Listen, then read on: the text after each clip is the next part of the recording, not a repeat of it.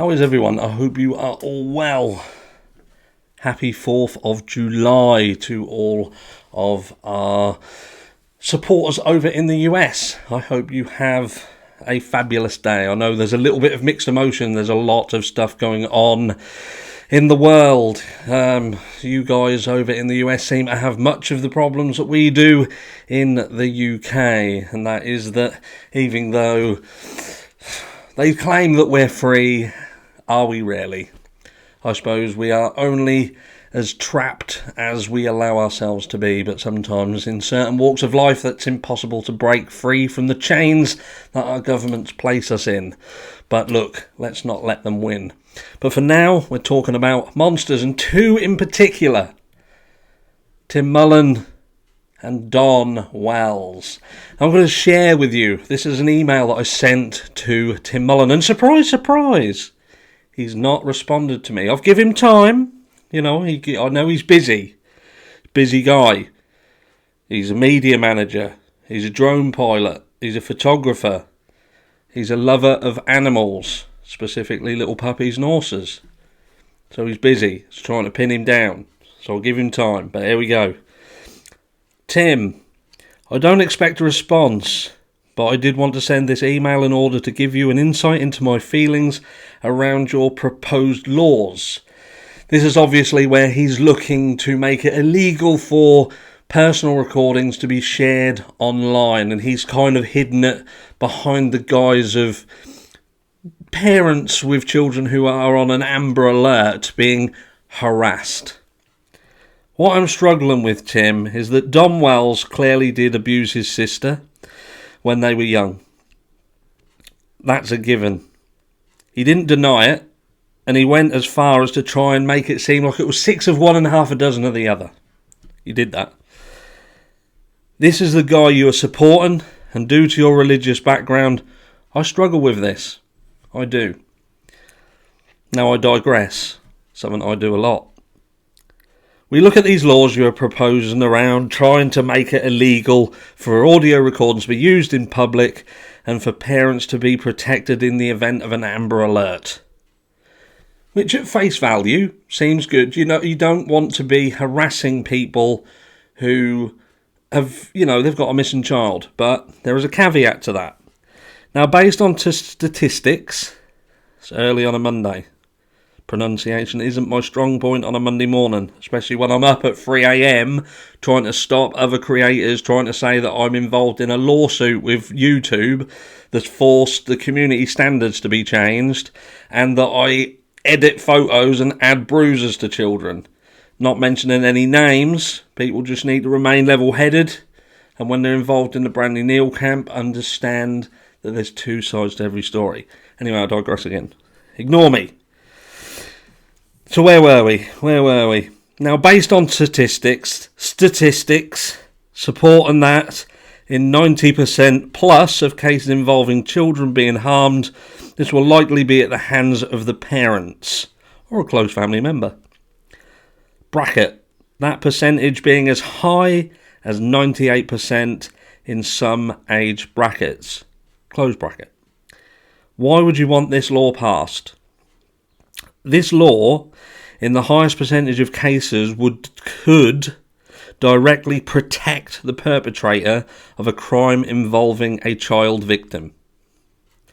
We live in a world with a $150 billion trafficking industry and a drug industry just as powerful. We know these trafficking industries infiltrate law enforcement and other government agencies, and you seemingly want to further protect the potential perpetrators. Why would you want to do that? This to me has absolutely no positive impact on anything but the nefarious, and I would generally love to truly hear your thought process, because I'm open to it over here. We listen to everyone, both sides of the story. Alongside support and evidence, I know everyone likes receipts. Why this law is so important. You cannot claim to be an intelligent individual but not see the fundamental flaws in your proposal. Close laptop. Nothing back. I asked him if he knew Don Wells before this case, and I didn't get a straight answer. didn't get a straight answer. I'm going to see whether I can find exactly what he did, and if I find that, I'll put it here. If I'm now pointing to a blank space, I didn't find it, and you're just going to have to trust me. He didn't say he knew him, but he didn't give me a straight answer on whether he did or not. I'm guessing that might have been because he possibly thought that I had proof of otherwise. But look, what the arrogance of these people. You know, Tim Mullen, I still can't get my head around why he got himself involved in this case in the first place. And it's not even like he's involved in the case. It's not like he is being an advocate for a missing child. He's being an advocate for a man who potentially essayed his younger sister when he was younger. I know it's a long time ago. It was a long time ago. But we've recently heard Jodie Sue Brown and her accusations stating that her ex-partner was supplying these guys with narcotics that were being used to sedate the children on the hill. Now, there are other accusations surrounding the minors around that hill, and that's something that I don't want to go into on this channel, because it's something for law enforcement to deal with, and I'm sure that they know and it is being dealt with, and some of you may know what I'm talking about.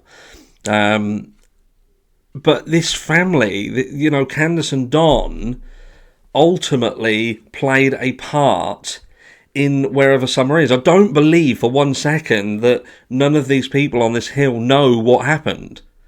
A stranger didn't go up onto that hill. Something happened, and it's either something to do with those around this family. They did something because of a situation that the parents had built up themselves, whether it was to do with land, whether it was to do with drugs, whether it was to do with broken promises or monies owed. That's what happened. And this young girl, this tiny defenseless little girl, paid the price for whatever these adults were doing. Now, yeah, there could be a very slim chance that there was an abduction by a stranger who just happened to venture up onto that hill to the Hills Have Eyes house and took Summer in a period of 2 minutes. She got gone, and we've subsequently never seen her again. I don't believe that. The statistics don't show it. There's nothing that would support that. We would have had Summer back by now. Perhaps not how we would want her back, but we would have her back. You know, people don't keep hold of hot potatoes.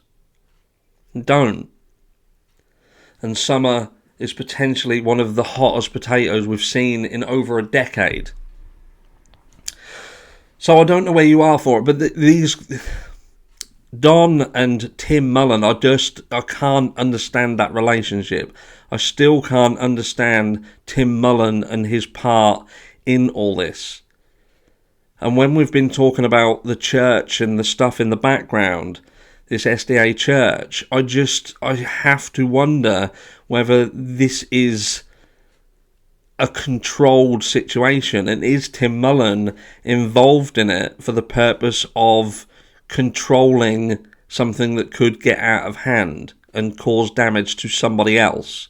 Because for the life of me, I can't see why Tim Mullen would relentlessly protect Don Wells. He doesn't deserve anybody's protection. He may not have been the person who pulled the trigger on Summer, so to speak, but he, at the very least, has guilty knowledge. So tell me, I know you're watching this, Tim. Why are you relentlessly protecting those who do not deserve that protection? They deserve to answer to what they done, to answer to what happened around there. They know something.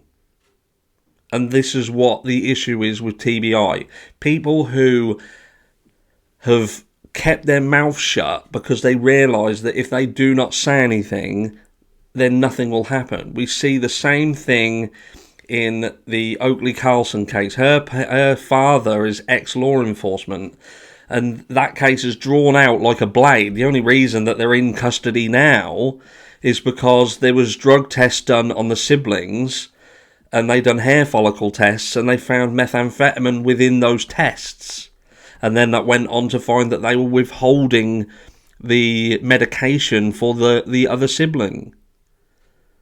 But they weren't took in because of Oakley Carlson and their connection to that. Because they just kept their mouth shut, and they knew that they would just form a pact where nobody said anything, and nobody would know anything. And without that last puzzle piece, the picture cannot be completed. It's a sick world. We've got some sick people around this little girl, and some of them, surely they've got the intelligence to pick the right side. I will see you all in the next one.